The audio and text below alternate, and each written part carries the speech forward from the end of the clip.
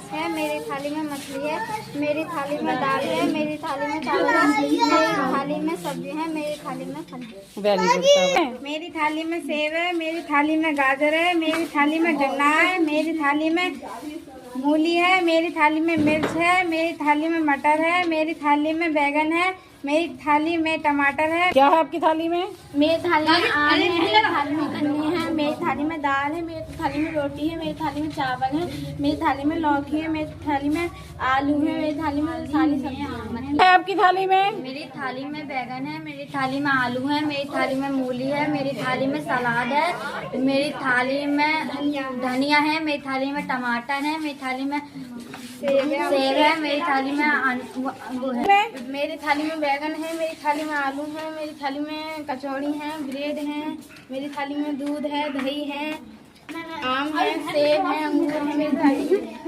मेरी थाली में दाल है, मेरी थाली में चावल है, मेरी थाली में पनीर है, मेरी थाली में आम है, सब्जी है।